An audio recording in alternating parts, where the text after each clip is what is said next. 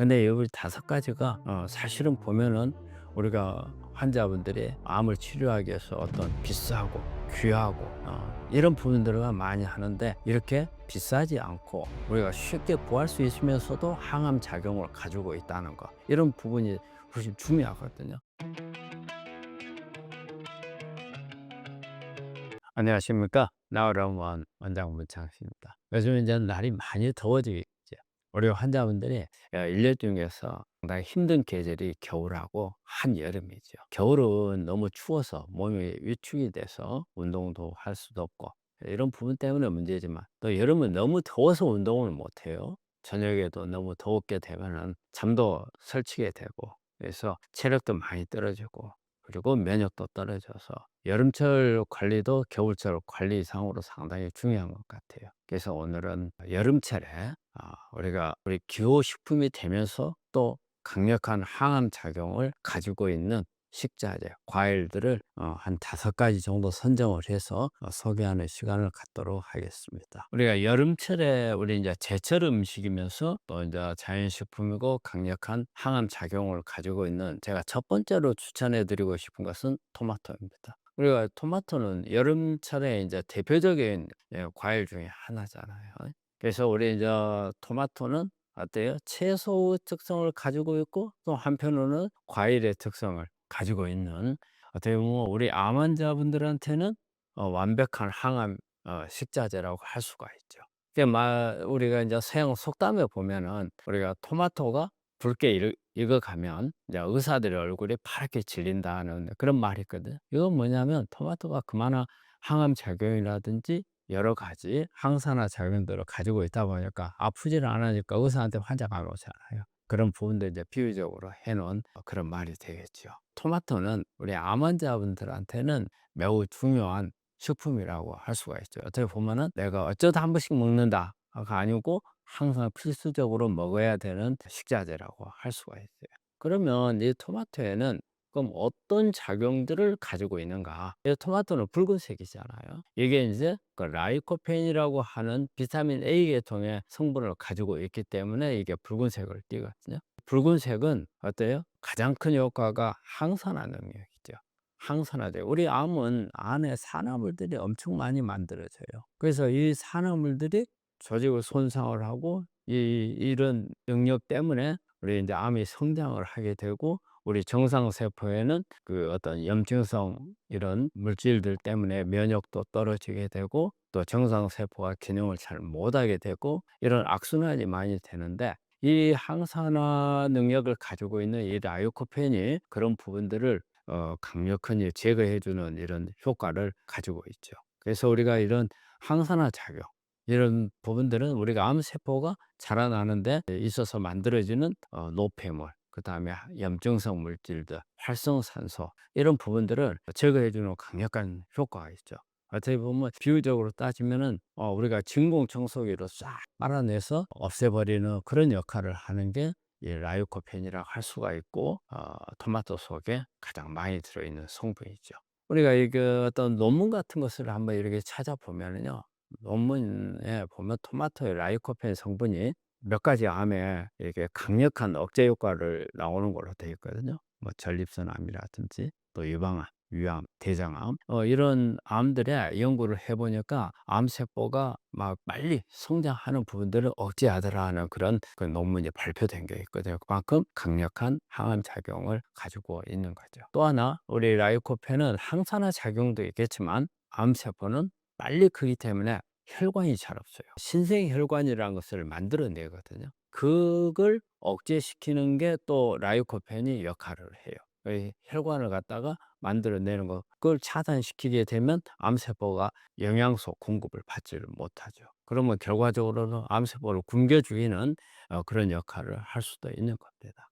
그럼 이제 우리가 그런 이제 효과적인 성분들을 가지고 있는 게 토마토인데, 또 우리가 토마토를 그러면 어떻게 먹느냐에 따라서 효과가 달라지거든요. 근데 이 라이코펜 성분은 지용성 성분이에요. 그렇기 때문에 우리가 생으로 먹는 것보다는 익혀서 먹을 때 훨씬 더 효과가 좋아요. 익히게 되면은 흡수율이 되게 많이 높아지거든요. 그래서 흡수율이 보통 생으로 먹었을 때와 익혀서 먹었을 때 한 4 배에서 5배 정도 차이가 난다고 그래요. 그리고 또 하나는 우리가 암 환자분들이 뭐 수술을 받거나 항암을 받거나 방사선을 받다 보면 우리 장 기능이 많이 떨어져요. 특히 인제 위라든지 이런 데 이제 기능이 떨어져서 어때요? 생으로 먹는 부분들이 좀 그리고 거치는 이런 음식들이 되기 때문에 흡수율도 떨어지고 위장 장애가 많이 있을 수가 있어요.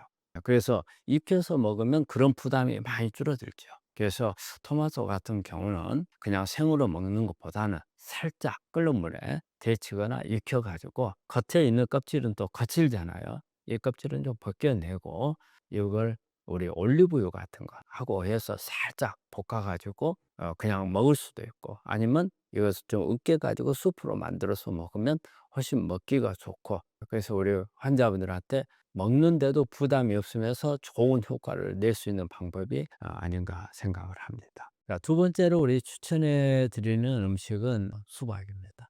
아마 의외라고 생각할 수 있어요. 수박을 우리가 항암 음식이라고 잘 알려지지는 않았어요. 제가 수박을 추천하는 것은 몇 가지 효과 때문에 그래요. 일단 수박은 어때요? 수분이 많아요. 수박이 그래서 우리 이뇨제 역할도 하거든요. 신장 기능을 좋게 하는 그런 효과도 있어요. 그리고 물을 이렇게 마시는데 물을 별로 좋아하지 않는 분들 상당히 많아요. 이 환자분들한테 항상 물을 1.5에서 2리터 이상 물을 섭취를 하도록 권하고 있는데, 의외로 우리 환자분들이 물을 많이 안 마시거든요. 특히 이렇게 맹물, 아무 첨가가 없는 이런 물을 마시려면 약 먹는 것보다도 더 싫다고 하는 분들이 있고, 또 아니면 구역질이 난다고 하고, 심지어는 뭐 물에서 비린내가 난다고 하는 이런 분들이 있거든요. 이런 분들은 물 마시는 게 약 먹는 것보다 힘들거든요. 이럴 때 수박은 물이 많아요. 물이 많고 또 여기에 약간 단맛이 나오잖아요. 먹기가 좋잖아요. 그리고 또 이 안에 미네랄 같은 게 많이 있어요. 어떻게 보면은 환자가 먹기도 좋으면서 또 여러 가지 수분, 미네랄 이런 부분들을 보충해 줄 수 있는 천연 이온 음료라고 할 수가 있거든요. 그리고 우리 이제 수박 속에 들어있는 붉은색 있잖아요. 이 붉은색이 앞에서 제가 설명했던 토마토에서 말한 것과 같은 라이코펜 성분이 수박에 많이 들어있어요. 수박 속에 이 라이코펜이 어때요? 앞에서 말했듯이 강력한 항산화 작용과 항암 작용, 신생혈관을 억제하는 그런 작용이 있었잖아요. 논문 같은 게 이렇게 찾아보고 외국의 저명한 이제 저널에 나와 있는 이런 게 보면 수박 속에 가장 큰 효과를 내는 게 라이코펜과 시트루린이라는 거예요. 시트루린은 우리가 이제 아미노산이죠. 그래서 시트루린을 대개 보면 염증을 억제를 하고, 그리고 면역 체계를 높여주는 그런 효과가 있으면서 우리 신장에 유리아 사이클이라는 게 있어요.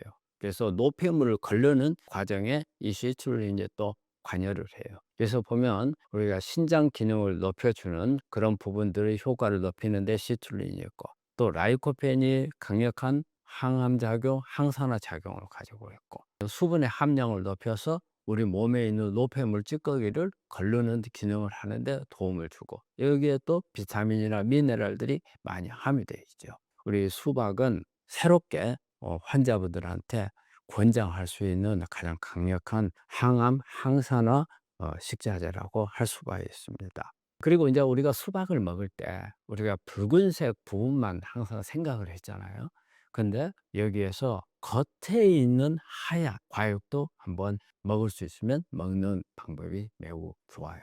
이 과육을 대개는 그냥 맛이 없으니까 대부분 다 버려요. 그런데 여기에 아주 시트룰린이 엄청 많이 섞여 있다는 거예요. 우리가 그냥 먹지는 않지만 조금만 양념을 한다든지 어떤 먹을 수 있는 다른 요리하는 방법을 통해서 이걸 먹게 되면 우리 몸에 아주 유익한, 특히 우리 항암을 하는 우리 환자분들, 또 아니면 기력이 많이 떨어져 있는 분들한테, 간이나 신장 기능이 떨어져 있는 분들한테는 큰 도움이 된다고 봐요. 그냥 먹기가 어려우면 약간 채 같은 걸 썰어서 참기름이나 소금으로 약간 간을 해 가지고 그렇게 무쳐서 먹는 것도 하나의 좋은 방법이 될 수도 있고요. 또 아니면 이걸 말려 가지고 차로 끓여서 먹어도 상당히 좋은 효과를 낼 수가 있어요. 어떻게 보면 이 하얀 부분은 부종 빼고 이 몸 안에서 만들어진 노폐물을 빼는데 아주 탁월한 효과를 가지고 있거든요. 근데 이제 우리가 수박을 먹을 때 좀 조심해야 할 분들이 있죠.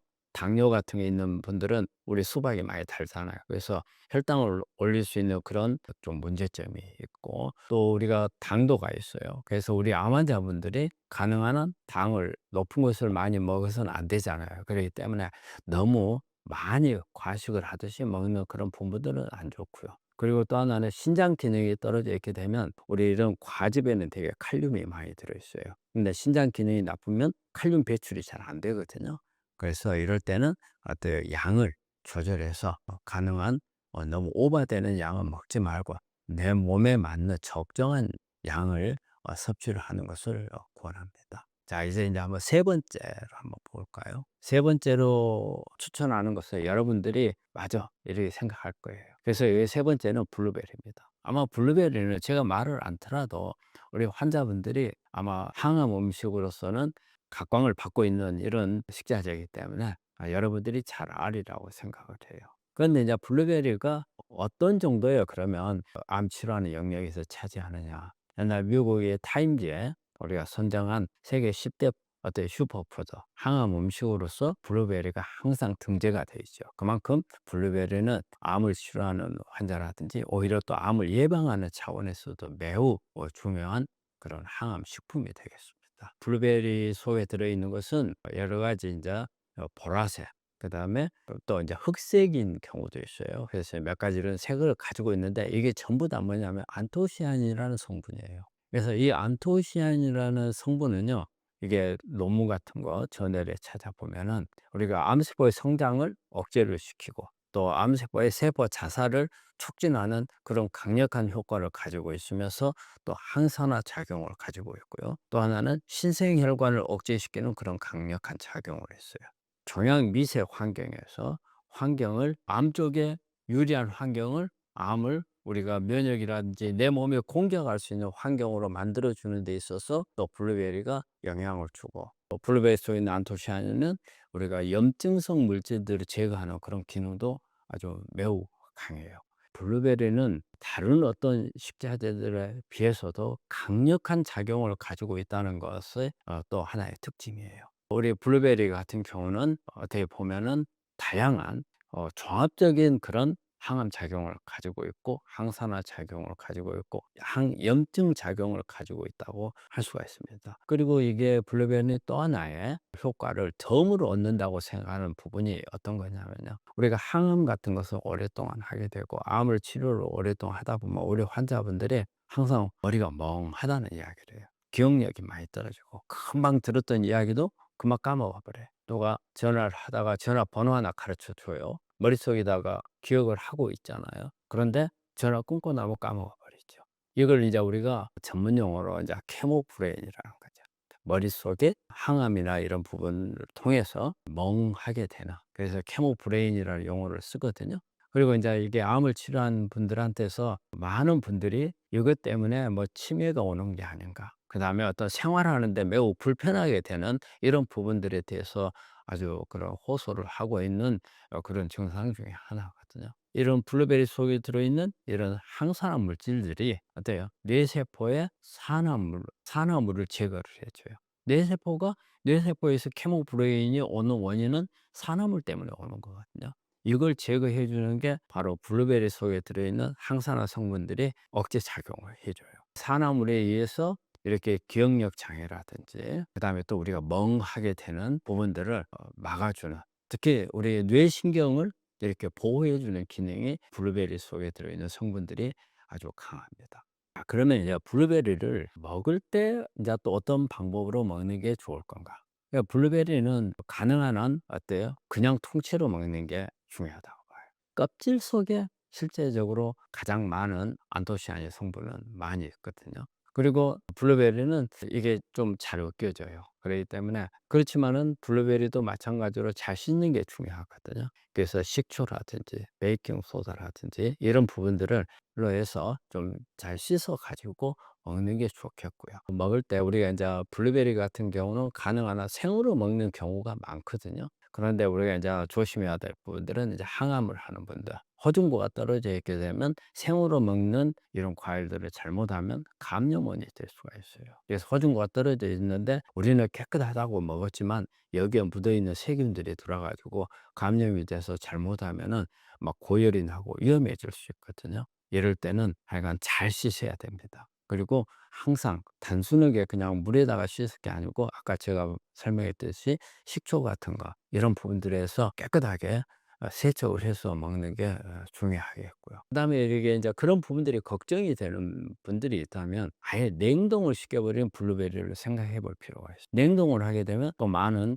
균들이 파괴가 되거든요. 그래서 먹으면 그냥 자연 상태에 있는 걸 그냥 먹는 것보다 좀 더 오히려 더 나을 수도 있어요. 그러면 인제 우리 환자분들이 그런 걸 걱정하시잖아요. 이게 냉동을 시키게 되면 이 안에 있는 영양소들이 다 파괴돼 버릴 거 아니냐. 냉동을 시키더라도 다른 것은 그럴 수가 있어요. 하지만 안토시아닌, 블루베리 속에 들어있는 안토시아닌 같은 경우는 그렇게 많이 파괴가 안 되는 걸로 많은 자료들이 나와 있거든요. 너무 크게 그런 걱정을 안 하셔도 되고. 그래서 냉동했던 블루베리를 살짝 녹여 가지고 그 요거트, 뭐 무가당 그릭 요거트, 그는 당이 별로 없으니까 이런 거 하고 같이 섞어서 먹는 것도 좀 맛도 있고 어떤 풍미가 있어서 훨씬 먹기가 좋을 거라고 생각을 합니다. 그래서 인제 우리 항암 할 때 단백질이라든지 또 이런 유산균이라든지 그런 요런 부분들을 하고 블루베리하고 같이 섞어서 먹게 되면 우리가 간식으로도 좋고요. 항암이라든지 항산화 작용을 효과해서 항암 치료하는 데 도움이 될 수도 있습니다. 그래서 블루베리에 대한 저는 강력하게 우리 환자분들한테 추천하는 이런 식자재가 되겠습니다. 네 번째도 의외의 식품이에요. 우리가 일반적으로 항암 식단 중에서 잘 생각하지 않는 것 중에 하나가 복숭아입니다. 복숭아는 우리가 일반적으로 항암 작용이 있다 생각을 잘 안 하거든요. 저희가 인제 그 음식을 가지고 면역을 높이는 이런 검사를 하는데 환자분들에게 체크를 해요. 체크를 해서 검사를 해 달라는데 복숭아를 체크하는 분들이 그렇게 많지 않아요. 우리 환자분들은 복숭아에 대해서는 별로 그렇게 '항암 작용이 있다.' 이런 부분들을 생각을 안 하거든요. 근데 우리 복숭아는 사실 여름철에 먹는 과일 중에서는 맛은 참 좋죠. 그리고 또 그 복숭아 냄새 특유의 냄새가 있잖아요. 이게 특유의 냄새가 사실 우리가 울렁증이 있는 분들의 약간 헛구역질 나고 이런 우리 환자분들한테는 이걸 먹으면은 그런 분들이 많이 가라앉는다고 그래요. 그래서 그런 효과가 상당히 있고 또 그러면 단순하게 그런 효과만 있느냐 그건 아니고요. 이 복숭아 속에는 우리가 항암 성분을 갖는 부분들이 있어요. 이게 여러 저널들에 이렇게 발표한 자료에 보면 이게 복숭아 속에는 폴리페놀이 많이 들어있어요. 폴리페놀은 되게 인제 여러 가지 인제 성분들이 있어요. 근데 일반적으로 우리가 가지고 있는 폴리페놀들은 우리 인제 암세포를 억제시키는 그런 효과가 아주 강력하거든요. 특히 이제 여러 가지 암도 있겠지만은 예를 자료들 보면 우리가 유방암 같은 경우에 우리 암세포를 죽이는 그런 효과가 강하고요. 암세포가 전이 되는 것도 그런 막는 그런 효과가 상당히 있어서 이 복숭아도 어떻게 보면 강력한 항암 작용을 가지고 있다. 이렇게 볼 수가 있는데 또 복숭아가 가지고 있는 또 하나의 장점이 있어요. 이거는 식이섬유가 복숭아에 상당히 많이 있다는 거죠. 이 복숭아 속에 있는 펙틴이라는 성분이 있어요. 이 펙틴은 우리가 식이섬유죠. 이걸 먹게 되면 우리 장 기능을 되게 우리 암 환자분들이 장 기능이 많이 안 좋아요. 뭐 항암도 하고 또 수술하게 되면 항생제 많이 쓰잖아요. 그리고 또 암에 걸린 분들이 원래 장이 안 좋은 분들이 많거든요. 근데 이 펙틴은 식이섬유예요. 식이섬유이기 때문에 이건 뭐냐면 우리 장에 있는 좋은 미생물들, 유익균들의 밥이 되는 거거든요. 장 기능을 좋게 해 주면서 면역을 높여 주는 효과를 얻을 수 있고요. 우리 암 환자분들이 변비 있는 분들이 참 많아요. 그럼 이 변비를 해결해 줄 수 있는 기능을 하는 게 또 펙틴이에요. 이게 우리 암 환자분들이 변비가 상당히 문제거든요. 변비가 안 되면 우리 몸 안에서 만들어진 여러 가지 노폐물, 발암물질, 뭐 찌꺼기 같은 부분들 그리고 우리 몸에 다시 들어와서는 안 되는 이런 물질들이 못 나간단 말이에요. 이걸 잘 나가게끔 하는 것도 되게 중요해요. 그래서 이게 변비라는 게 별 큰 증상이 아닌 것처럼 생각하지만 우리 환자분들한테는 매우 중요하고 또 이게 변을 못 보게 되면은 생활 리듬이 되게 재미가 없어져요. 짜증이 나고. 그리고 항상 신경이 별로 못 보니까 그쪽으로 신경이 쓰이죠. 그만큼 다른 것 때문에도 힘든데 변비가 또 같이 겹친다. 우리 환자분들 힘들어지고 면역도 떨어지고 암 치료에도 악영향을 줄 수 있는 부분들이 있죠. 그런 면에서 우리 복숭아 속에 있는 펙틴은 변을 잘 보게 하기 때문에 또 하나의 중요한 그런 기능을 가지고 있는 거죠. 자, 그러면 이렇게 좋은 효과를 가지고 있는 복숭아는 좀 먹을 때 좀 신경이 좀 쓰이죠. 왜냐하면 복숭아는 털이 많이 있어요. 잘 알레르기 같은 걸 잘 일으켜요. 알레르기가 있는 사람들은 껍질을 잘 벗겨 가지고 안에 있는 과즙을, 우리가 일반적으로 과일을 먹을 때 환자분들한테 과즙을 놔두고 껍질을 먹으라 하는 경우가 많이 있거든요. 근데 이런 경우에는 알레르기가 있는 분들은 껍질은 드시면은 알레르기 때문에 좀 곤란할 거예요. 그런데 만약에 이렇게 알레르기 없이 우리 음식을 잘 먹을 수 있는 이런 분들은 껍질을 같이 먹는 게 상당히 더 도움을 줄 수도 있어요. 우리 환자분의 컨디션이라든지 몸에 어떤 알레르기 반응 여부라든지 이런 부분들을 맞춰 가지고 드시는 게 좋겠고, 그런데 그냥 이게 좋다고 하니까 알레르기가 있는 분들이 그거 그냥 통째로 먹었다가 나중에 잘못하면은 알레르기로 해서 고생을 할 수도 있고, 아니면 심하면은 어때요? 뭐 쇼크가 올 수도 있는 그런 부분이기 때문에 너무 무리하시는 것은 좋은 게 아니고. 근데 또 복숭아 같은 경우에 이런 좀 불편한 거, 겉에 있는 털 때문에 신경이 쓰인다. 이럴 때는 우리가 이제 환자분들이 종종 통조림의 복숭아를 많이 이제 드시려고 하는 부분들이 있거든요. 복숭아 효과가 좋으니까 그런 생각을 하실 수 있는데, 이거는 좀 가능은 안 하시는 거죠. 캔 종류에 들어있는 것은 좋은 게 별로 없습니다. 상하지 않게끔 안에 설탕이 많이 들어가 있죠. 그다음에 캔 속에 있는 우리 코팅되어 있는 이런 부분들은 환경 호르몬 역할도 할 수가 있거든요. 그래서 가능한 한 조금 불편하더라도 우리가 자연에서 얻을 수 있는 복숭아를 하는 게 좋겠고, 알레르기가 있는 분들은 껍질을 잘 제거를 하고 드시면 좋은 항암 음식을 섭취할 수 있는 그런 부분이 되겠습니다. 자, 이제 마지막으로 다섯 번째. 다섯 번째. 이것도 좀 의외라고 생각할 겁니다. 그렇지만 우리가 일상생활에서 우리 한국 사람들은 아주 이게 친숙하게 먹는 거죠. 다만 우리가 암 환자, 암 치료하는 데 연결하기가 쉽지 않았던 거. 그게 바로 이제 깻잎입니다. 우리가 깻잎은 주로 이제 어때요? 깻잎은 우리가 무쳐서 먹기도 하고 조림을 해 가지고 먹기도 하고, 그리고 고기라든지 걸 먹을 때 쌈으로 해서 먹을 때도 있고, 깻잎이 상당히 우리 친숙한 그런 음식인데 또 깻잎 속에 강력한 이렇게 항암 작용을 가지고 있다는 겁니다. 예.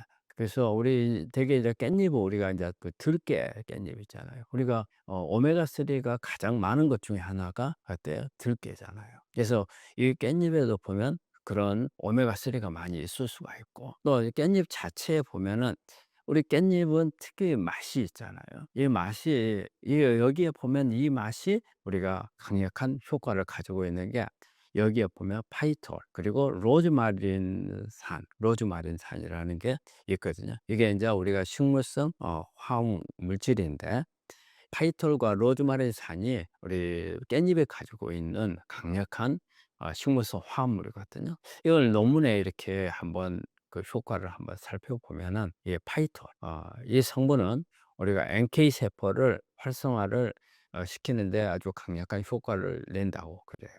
그래서 우리 몸 안에 있는 면역 세포들을 효과를 높여서 면역을 증진을 시키고, 그래서 암 세포를 제거할 수 있는 그런 효과를 가지고 있고, 고기 구워 먹을 때 고기 싸서 이게 먹을 때 깻잎 많이 쓰지요.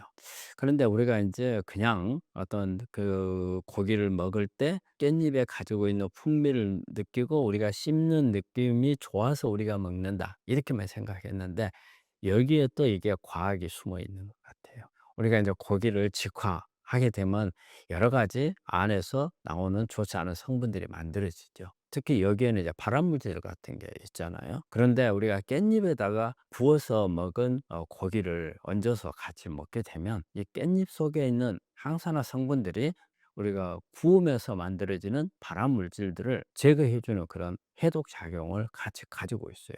하여튼 우리가 잘 몰랐지만 이제 우리 이제 어르신들이라든지 이런 부분들이 고기를 먹을 때 깻잎하고 먹는다, 이런 부분들이 사실 잘 몰랐지만 참 지혜로웠던 것 같아요. 이런 과학이 숨어 있다는 건 몰랐지만 이 먹으면서 경험 삼아서 이렇게 만들었던 게 아주 그런 과학이 숨어 있다는 것은 상당히 놀라울 일이에요. 네. 그것도 상당히 어떤 우리 지혜로운 그런 부분이 아니었나 생각을 해요. 그리고 또 우리 깻잎 속에 또 하나 들어있는 게 이제 철분 같은 게 좀 들어있죠. 저는 이제 우리 하지만 이게 이제 빈혈이 있는 분들은 저는 이제 철분을 갖다가 그렇게 권하지는 않아요. 하지만 빈혈이 있는 분들, 특히 우리가 수술하거나 항암하거나 했을 때 이 빈혈이 있는 분들, 빈혈을 해결하는 데 있어서 우리가 철분제를 먹거나 아니면 수혈을 하거나 하는 경우가 있는데, 그런 것보다는 우리 음식 속에 있는 철분을 통해서 하는 경우는 암세포가 그렇게 많이 빼들어 가지는 않아요. 그래서 깻잎 같은 것을 빈혈 치료하는 데 이용을 하는 것도 상당히 도움이 되리라고 생각을 해요. 그러면 우리가 이제 깻잎을 먹는 방법들도 한번 생각해 볼 필요가 있어요. 근데 이제 우리가 깻잎 먹는 방법은 이렇게 대부분은 어때요? 쌈을 쌀 때 이게 쌈 대용으로 많이 쓰기도 하잖아요. 그런데 특히 이제 우리 항암하고 계신 분들은 어때요? 장이 많이 손상이 돼 있고, 그래서 위란 이제 기능이 안 좋고 또 위 점막 손상이 많이 있기 때문에 생으로 그냥 먹으면은 상당히 힘들 수도 있어요. 이럴 때는 살짝 열을 가해 가지고 부드럽게 해서 드시는 것을 추천을 하고요. 그다음에 우리 끓는 물에 이렇게 살짝 데치거나 찜기에 쪄내면 또 의외의 그런 특유의 네 식감이 좋을 수가 있어요. 그래서 우리가 위장에 부담을 주지 않고 또 소화 흡수력이 높아질 수가 있거든요. 그래서 깻잎은 약간 열을 가해서 먹는 것도 좋지 않나 이런 생각을 하고요. 그다음에 또 깻잎은 우리 이제 된장이라든지 또 이렇게 들기름을 넣어서 이렇게 묻혀 가지고 이렇게 반찬으로 먹는 것도 하나의 방법이고, 들깨 속에 보면은 우리 이제 들기름이 우리가 이제 있잖아요. 근데 깻잎에도 그런 성분들이 많이 있어요. 오메가3 이런 부분들이 있기 때문에 오메가3 같은 경우도 우리가 약간 익혔을 때가 훨씬 더 흡수율이 높아지거든요. 그래서 이렇게 조금 열을 가해서 또 조림을 하거나 아니면은 양념을 살짝 넣어 가지고 먹으면 입맛도 살릴 수 있으면서 깻잎이 가지고 있는 좋은 효과들을 얻을 수가 있습니다. 그래서 오늘은 여름철에 우리가 항 환자들이 좀 먹을 수 있는 그런 항암 음식 5가지를 가지고 소개를 해 봤거든요.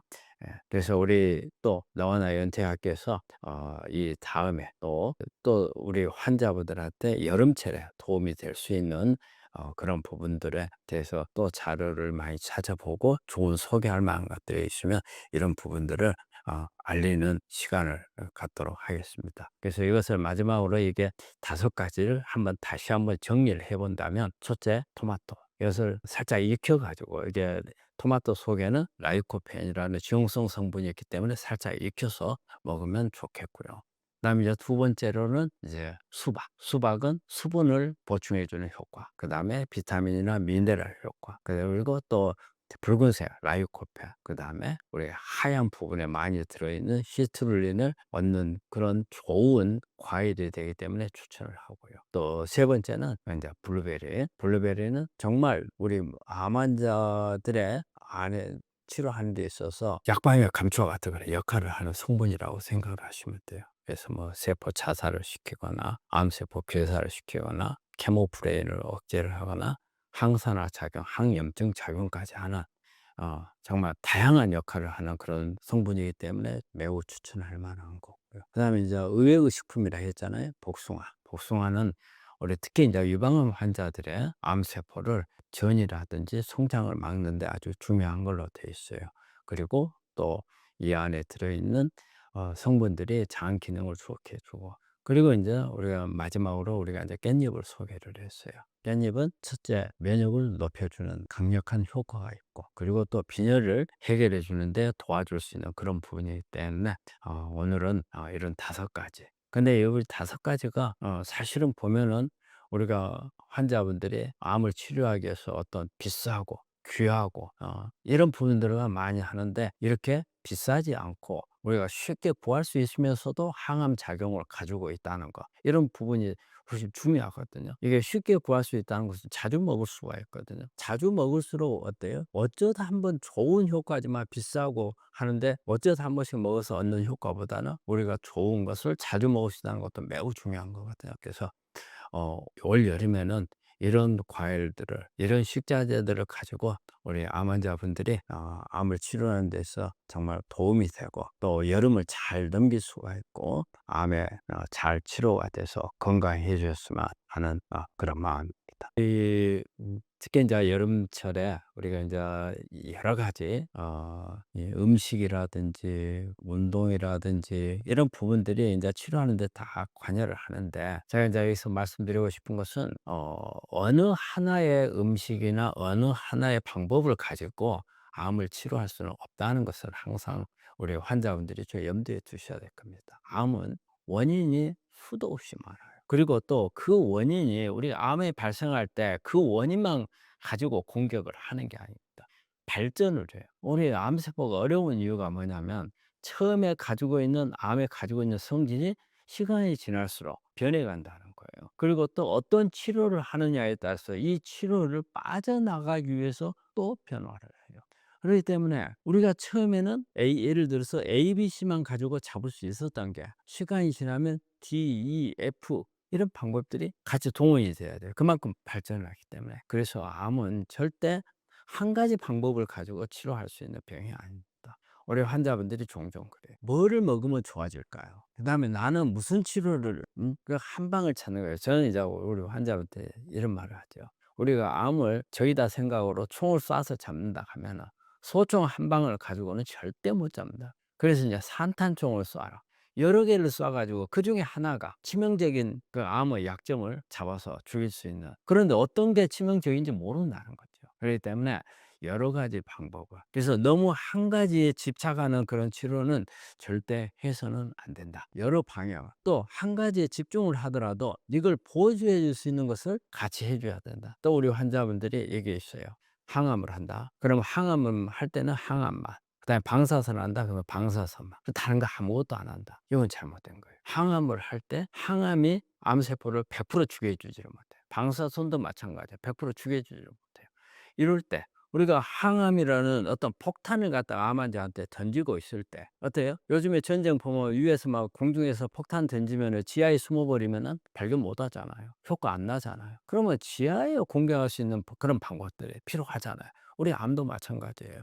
암도 우리가 항암 같은 경우 할 경우에는 빨리 크는 암세포만, 근데 암세포는요 여러 종류예요. 빨리 크는 놈이 있고 쉬는 놈이 있고 준비하는 놈이 있고 대기하는 놈이 있고 다 달라요. 근데 항암제는 어때요? 빨리 크는 놈만 죽여요. 그러면 나머지는 안 죽여요. 근데 우리 환자분들은 어때요? 항암을 하면 다 죽인다고 생각을 하거든요. 안 그렇습니다. 그러면 움직이지 않는 놈들, 쉬고 있는 놈들, 대기하고 있는 놈들 어떻게 죽여야 되느냐? 응? 이런 놈들을 공격할 수 있는 거 있어야 하잖아요. 그렇기 때문에 한 가지만 생각하면 절대 안 되고요. 그다음에 음식도 마찬가지예요. 이 음식이 좋다. 그럼 이 음식이 가지고 있는 특징이 골고루 다 있는 게 아니에요. 되게 몇 가지 없어요. 그렇기 때문에 한 가지만 가지고 되는 게 아니라는 거죠. 그래서 우리 암 치료는요, 여러 가지 방향, 다양한 공격 루트를 통해서 해야 되기 때문에, 그리고 하나 하고 끝나고 하나 하고 이렇게 한다는 방법도 도움이 안 돼요. 우리 환자도 되게 그렇죠. 이거 하는데 간이나 신장이나 장이나 무리가 간다. 그러니까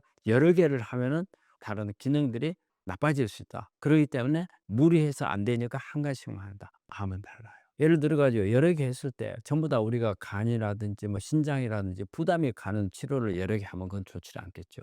하지만 그렇지 않는 범위 내에서는 같이 여러 방향에서 암이 정신을 못 차리도록 때려주는 게 매우 중요합니다. 우리 암을 관리하는 우리 환우분들은 제 말을 좀 명심해 줄 필요가 있어요.